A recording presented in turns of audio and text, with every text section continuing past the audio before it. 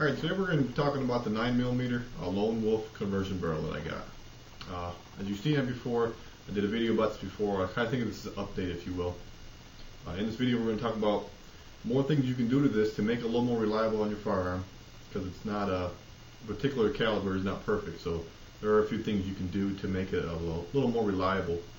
I've only had one jam with this particular setup, so it's pretty darn close to 100% reliable. But in this video we're going to talk about a few things that you can do to this conversion and a couple other conversions in general.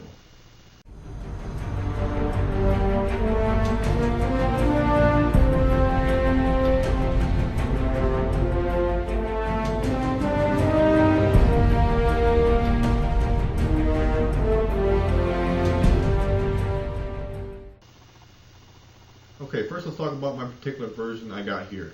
This is just a Lone Wolf 9mm conversion barrel for my Glock 23. Two things I've noticed when shooting this is my brass deflection. Because my ejector is in a different place than it would be for a 9mm, it's for the 40 ejector, but I'm shooting 9s, so I don't hit it just at the right angle. You do tend to get brass flying up in your face a little bit. It's not bad. Most of the time, if any brass comes close, it's usually hitting me in the top of the head or something. I don't really actually get it right in the face. It's just usually up here around this area. Usually though, it deflects pretty decently over the shoulder, pretty decent. But sometimes you get one that knocks you on top of the noggin. No big deal. I did want to cover that though, just for you guys that are kind of picky on your brass. Another thing that I did to this one is I put a 9mm extractor on there. We're going to cover what other things you can do to make this firearm a little better, a little longer in the video. But we'll talk about that later. I'm just talking about my particular setup I got right now. Another thing I did is before I was using Glock 17 magazines that didn't fit flush. Now I got Glock 19 magazines just to make it a little more flush, make it a little more official, if you will. But for most of that, that's pretty much all I got on here, stock wise. Alright, another thing I want to talk about is some cons I learned about the barrel itself. It's nothing big, but I did want to cover it in the video. Let's just let you all know. First thing you'll notice is the conversion barrel has a tight chamber. Now, after talking to a few guys on various forums and whatnot, I found out a lot of the Lone Wolf chambers, they're much tighter. It does help with your groups.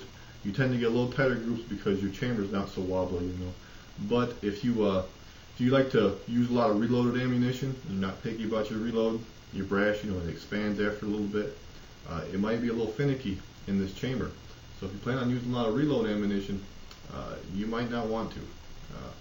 Might not work the best. You might have to use decent reload ammunition, that the brass hasn't expanded. Let's say you shot it 5 times or whatever you reloaded. That brass is pretty much expanded to the point that it's not going to be good to feed in this type of barrel, or this type of chamber, But just realize that. Another thing I heard about when you first get this barrel, to help break it in, is to use plus P ammo.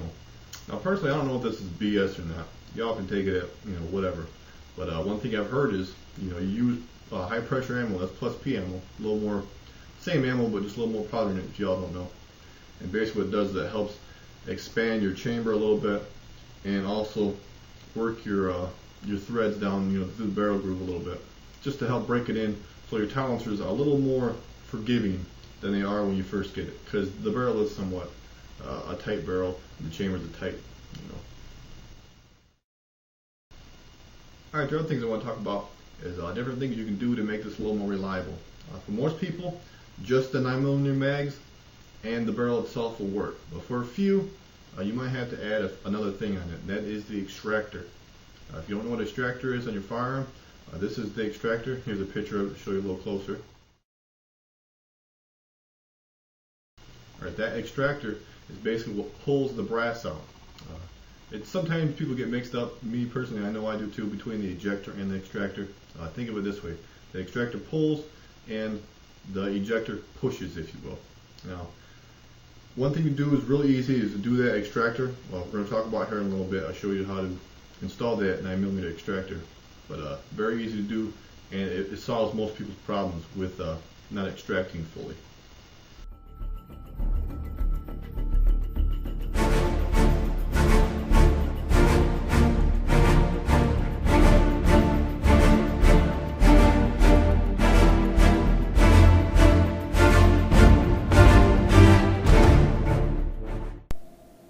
Alright, to install a 9mm extractor, all you gotta do is simply do your normal field strip like normal.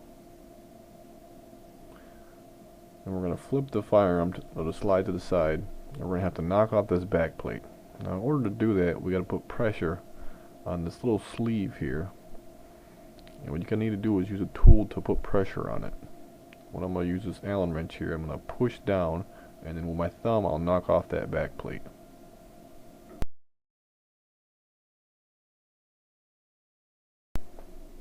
Alright, if this is your first time removing the back plate, just know it may be a little difficult to do.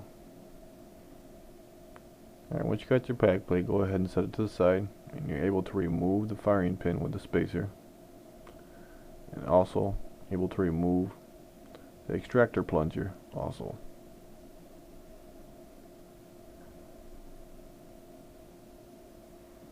Now to get your extractor off, all you gotta do is sort of can it to the side. What I like to do is push down on the plunger safety and then go ahead and rock out the extractor. And you're able to pull it out like so. And if you want, then you can go ahead and relieve your plunger safety and then pop it out to the side.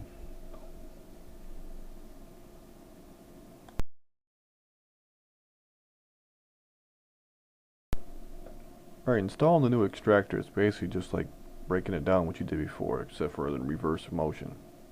And first thing you want to do is go ahead and install your safety plunger. Now remember, you want to push this down, and when you do this, it enables you to cant in or rock in the new extractor. So go ahead and push it down and cant in the extractor. You know when you get it right when it's flush with the frame, like so. Alright, now you want to go ahead and put in your extractor plunger, and then go ahead and put in the firing pin with the firing pin sleeve. And now to get this back plate on can be a little tricky. What you want to do is push down on the sleeve of your firing pin and then slide the back plate over top of it. Alright, once you get to the fire, you'll reach this point where your plunger will be sticking up. Now to do this, you simply want to push down on the extractor plunger and then go ahead and seat the back plate the rest of the way. And voila. Okay. Alright, another thing people like to do is they like to install the spring-loaded bearing, the 9mm ones. Personally, I'm still using the 40 S&W spring-loaded bearing in mine, and it works fine. But I heard some people like to install that. And it's the same thing. It's very easy. Basically just as easy as installing their extractor. And if you want to know how to do it, here's some pictures of what it is and how to do it.